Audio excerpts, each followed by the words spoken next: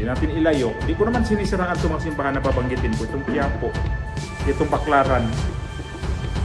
Bukod sa maraming basura, marami pang mandurukot.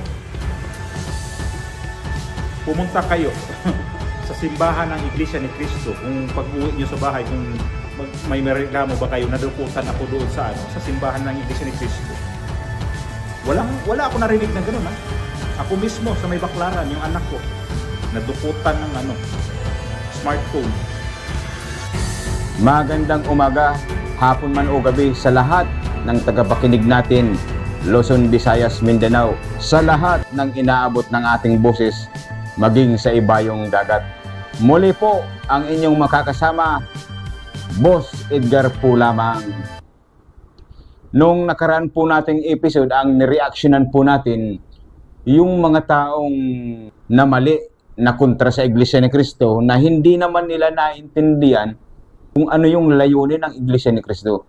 At lalong-lalo na, hindi nila naintindihan yung nasa loob ng Iglesia ni Cristo. Siyempre naman, dahil hindi naman sila Iglesia ni Cristo Ang problema kasi nila yan, siyempre nalalaman dito sa social media. Kaya yung iba, ang tingin nila, ang Iglesia ni Cristo, mali.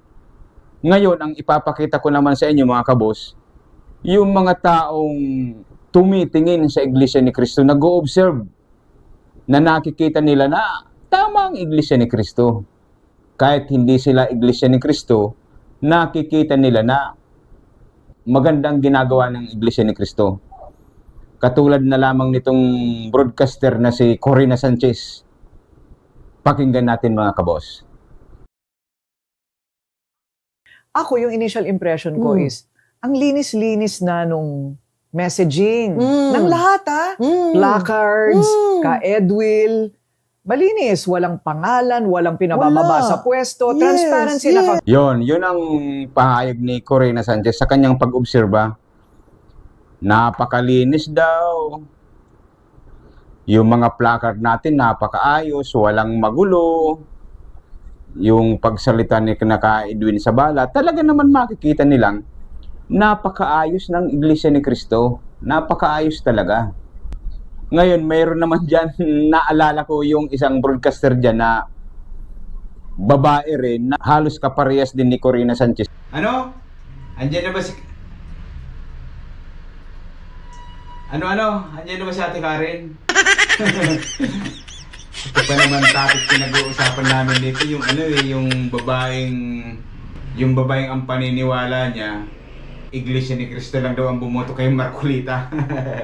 Nung manalo si Senador Marcolita, bakit daw nanalo si Senador Marcolita na yung bilang nung boto lampas pa sa bilang ng membro ng Iglesia ni Cristo? Ngayon, ang tanong doon, bakit ba Iglesia ni Cristo lang ba ang bumoto kay Senador Marcolita para manalo siya dito sa bansang Pilipinas? Nung panahon ng kampanya ng mga senador, mayroon tayong isang episode dito sa vlog natin na nagsurvey tayo. Ang pamagat nun, reaksyon ng bayan. Pinuntahan natin yung mga tao, mga ordinaryong tao na hindi naman Iglesia ni Cristo para mapakinggan natin ang kanilang boses kung ano yung masasabi kay Marcolita. Pakinggan po natin. Magsusurvey tayo dyan kung anong masasabi nila. Foto ko siya, number 38. Thank you po. Dito, isa tayo dito. Magaling po yan, dapat po yan, mananado po yan. Ayan po. Yung iba po, nakakilala, yung iba naman po, hindi. Iboto nila. Marcolita. Anong masasabi mo, sir, dito kay Marcolita? Anong pakiramdam mo sa kanya ngayon? Medyo siya, malakas talaga si Sir kasi may mga sa kongresong Iyan po, iyan yung sinasabi ko sa inyong nag-survey ko noon kahit saan sa mga ordinaryong mga Pilipino kung anong masasabi nila kay Marcolita. Pinapasok na mga batas. At saka attorney siya po talagang gagawa siya ng batas.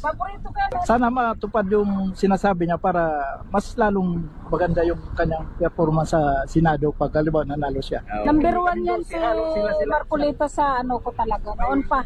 Kung manalo talaga kasi may boses siya. Opo. Ano po kayang reaction po ninyo dito? Siguro manalo yan. Oo. Bakit po kaya pwedeng manalo? Siyempre maganda yung panay.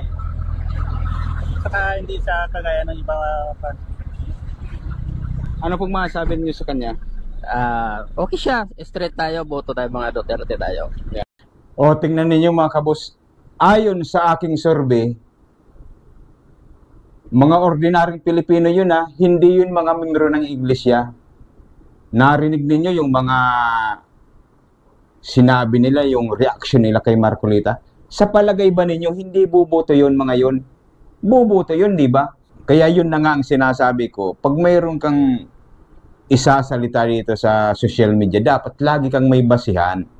Bago ka magsalita, ipakita muna yung basihan mo para yung taong nanonood sa iyo, mapapatunayan nila na totoo yung sinasabi mo. Nauuna mo na yung ebidensya, hindi katulad ng iba, salita ng salita dito sa social media, wala naman basihan.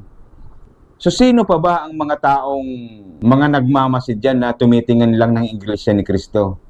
Pakinggan pa natin tong isang vlogger na to. Itong simbahan nila, makita natin, bawat paligid yan, maaliwalas yung lugar. Malinis. Hindi natin makikita doon na maraming vendors. Kasi once maraming vendors yun, doon ang kalat. Doon magkalat ng basura, mga plastic, ano pang mga itatapon dyan. Sabi niya, ang naobserbahan niya, yung compound ng Iglesia ni Cristo, napakaaliwalas daw, napakalinis, walang mga vendor. Totoo naman yun, di ba? Yun ang tama, di ba? Dahil nakikita ninyo. Tuloy natin. Hindi natin ilayo. Di ko naman sinisiraan itong mga simbahan na babanggitin ko. Itong Quiapo, itong Baclaran. Bukod sa maraming basura, marami pang mandurukot.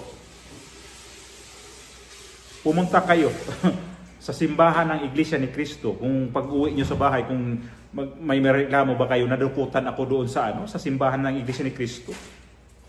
Wala ako narinig na gano'n Ako mismo sa may Baclaran, yung anak ko, nadukutan ng smartphone. Hindi namin alam kung saan yun. Kasi sa daming tao doon, daming mga vendors, naulan pa yung time na yun. So, dito pa lang, itong grupo na to, dito ka magtiwala sa kanila. Pinapatunayan niya na proud siya na kung kayo magtitiwala sa anumang grupo, ito ng Iglesia ni Cristo. Ito ang paniwalaan ninyo. Dahil napatunayan niya na sa kanyang pag-oobserba na iba talaga ang Iglesia ni Cristo. Hindi lang yan. Maging kaibayulatin sa reliyon. Ako hindi naman ako nagagalit sa mga iba't ibang reliyon. Igalang natin. Magrespetuhan tayo. Katulad nito, isang paring si Padre Siano Ubod, mayroon din siyang naobserbahan. Nakita sa Iglesia ni Cristo doon sa isinagawang rally. Pakinggan natin. Ug salamat sa nangulos rally labi na sa Iglesia ni Cristo. Ako Katoliko man ko in support of this, pero wa man sad mulihok ang wa man magpa frontline ang atong simbahan, atong mga leaders, ato lang sang respetuhan ang ilang desisyon. Ako isip Filipino, di na kumutanaw aning relihiyon, ang ako ba unsay epekto. Si Padre Siano po, kung napakinggan ninyo, yung salita niya Bisaya. Ako po hindi rin ako Bisaya, pero napakadali naman intindihin, di ba? Napaka simpleng salita. Salamat sa mga nagrally, labi na gyud sa Iglesia ni Cristo, kay gitagaag higayon ba venue nga ma-attracted ang mga tao, ma-attracted ang atong mga leaders, mashiken ang ilang gitawag og stability in power. Nagpapasalamat daw siya sa nanguna ng rally ng Iglesia ni Cristo. Siya daw, Katoliko, sinusuportan niya yung Katoliko. Siya daw, bilang Pilipino, hindi niya tinitingnan kung anong reliyon dyan. Ang importante daw, kung sino yung epektibo. na nakakatulong dito sa bansang Pilipinas. Tama naman, di ba? Kaya tayo, kahit anong relihiyon dyan, igalang natin.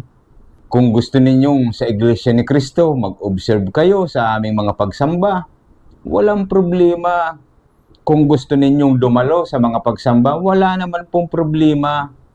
Sa mga ginagawa naming pamamahayag, mag-observe kayo dyan. Dumalo po kayo dyan, wala pong problema. Wala yung sinasabing ang Iglesia ni Cristo matatapang, hindi ho. Walang ganun sa amin. Subukan po ninyong dumalo. Lalo na sa mga pamamahayag, talagang makikita mo yung respeto para sa iyo. Sa pagpapasalamat mo, sa pagdalo mo sa amin. Kung mayroon pa nga dyan, inihanda silang pagkain, hindi pwedeng hindi ka pakakainin dyan. Katuwaan po namin na makita po kayong dumalo sa aming mga pagsamba, sa aming mga pamamahayag. Kaya welcome na welcome po kayo. So, yun lang po mga kabusing. Muli, ang inyong pong nakasama, Boss Edgar po lamang. Salamat po sa mga bago po nating subscriber. Tuloy po tayong mag-subscribe para yun pong mga nakukuha po nating mga impormasyon, ma-notify po kayong isa-isa. Muli, magandang umaga po sa inyong lahat. Ang inyong nakasama, Boss Edgar po lamang.